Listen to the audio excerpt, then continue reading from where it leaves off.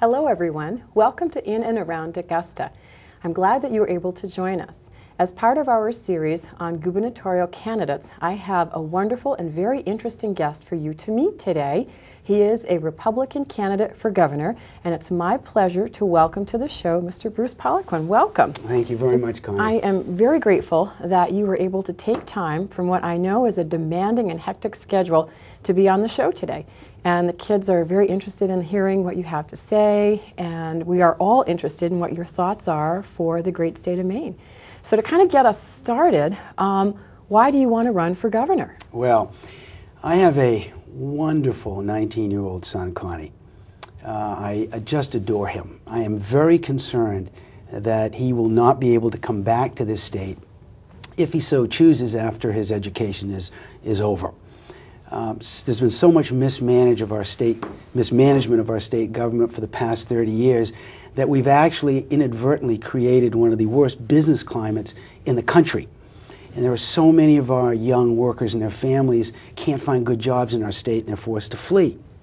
And so many of our well-heeled retirees that would like to stay here are changing the state residencies to avoid the high taxes. And what's left behind is a population that's growing older and poorer and more dependent on state services. And that fiscal model no longer works. We have to break the cycle. My whole professional life has been in the private sector, investing my own money, starting companies, creating jobs.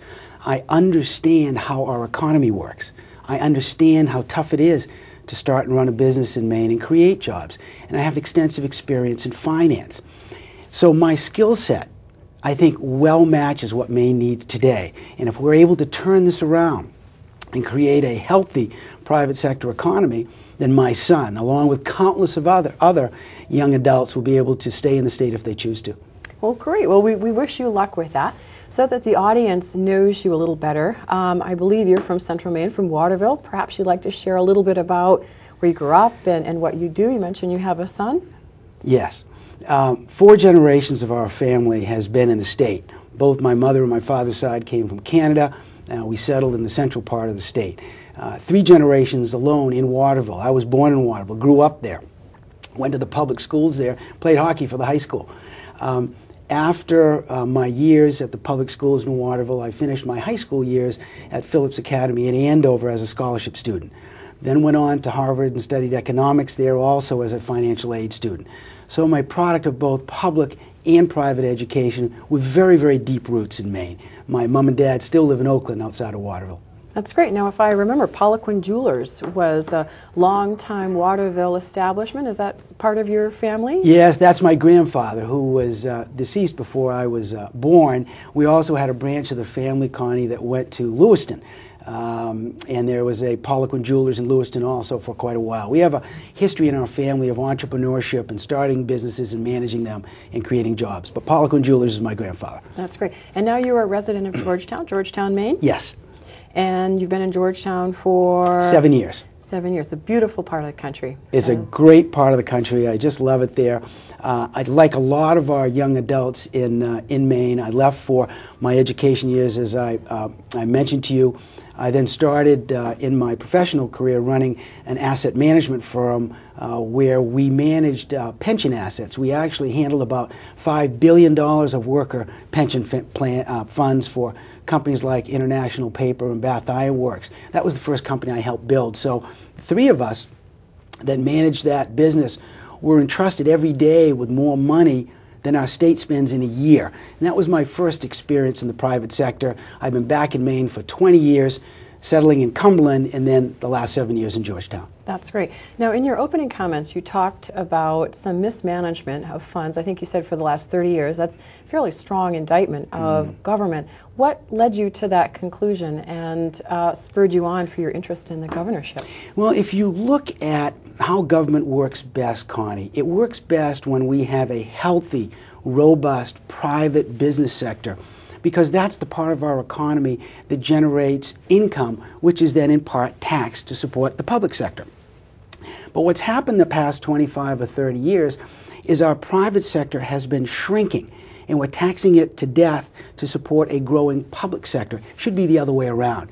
And the reason for that is because I fundamentally believe that someone who's a career politician, which I am not, I'm a business manager, it makes it very difficult to make the tough decisions to correct course if they're thinking about the next election, which I am not. I'm a business manager. It's a terrific time in my life to do this. I want to help passionately the place that I believe in, which is my home, and I'm ready to face the tough challenges ahead of us. Well, starting with those tough challenges is a fairly significant revenue shortage. And if you were in charge over across the river, what would be the first 1, 2, 3 things that you would do to address that? The governor's put out his plan. I know that as different candidates come forward, there has been some criticism of that. What would be your plan if you were sitting in his seat right now? First thing I would do, Connie, is audit every program, department, and agency of the state government. We need to make sure taxpayer dollars are being spent wisely. This is something that we do in the private sector all the time. If I can get in the weeds a little bit here, we need to make sure that we have performance goals. Specifically, what are we trying to achieve with each of these programs? And then have an evaluation system in place to see if we have been successful or not. And if we have not been successful, we need to make adjustments. I am alarmed of the fact that most of our state programs do not have specific, measurable performance objectives or any way to evaluate the success or failure. That would be the first thing I'd do. So let's pick 2 fairly large departments within Maine state government, that being Education and Health and Human Services. If you were to set out 2 performance goals for each of those departments, what do you suppose those goals would be? I grew up in Waterville, as you mentioned, with my father, who was a retired school teacher and principal of an elementary school. I know how important education is to our kids in this state. It's their ticket out of poverty, to avoid drug and alcohol abuse. It's also an economic engine for our state. So it is critically important to make sure that our young adults get the best educational experience in the state. Now, the fact of the matter is, we're out of money. I'm not a politician, I'm a manager, so I'm going to just give it to you straight. We have no more money. So it becomes a management issue. Now, here's how a manager would look at the problem. We are spending 50% of our budget on education. The biggest part is kindergarten through 12th grade. We spend the 7th highest cost per student in the country on K through 12 education. So by any metric, we're spending a lot on education in this state. Now, how are we doing? We have an average high school graduation rate. We have a below average college matriculation rate. And 51% of our students that enroll in our community colleges take remedial courses because they're not ready. So where I'm going with this, Connie, is that we're spending a lot of money on education and getting a subpar product. So how do you, without any more money, because we have no more money, how do you get a better educational experience for our kids? We need to be very innovative in this state and look at other places around the country that have been, where innovative programs have been tried that we can introduce here to save money, preferably, and also give the kids a better education. Now, an example of that would be charter schools. There are 39 other states in this country where the kids can go to a publicly funded charter school, and they have more flexibility in designing the curriculum, more flexibility in how they pay teachers and who teaches the kids, and they can usually operate those schools at less cost. Now, I'm not saying it's the answer for every school child, or every student rather, but it is something that we ought to provide for our kids. 39 other states have these sort of opportunities for their kids. We don't. So there are a lot of things we can do to save money and get a better product. Now, as part of that discussion, I believe you've had some dialogue with Colorado and regarding their teacher pay system. Maybe you'd like to share with viewers your discussion. I don't remember who you were talking with, but maybe you can give kind of the nuts and bolts of why that would work in Maine, or wouldn't work in Maine. I don't know what your assessment of it was. Part of the private sector skill that I would like to bring to state government is more accountability.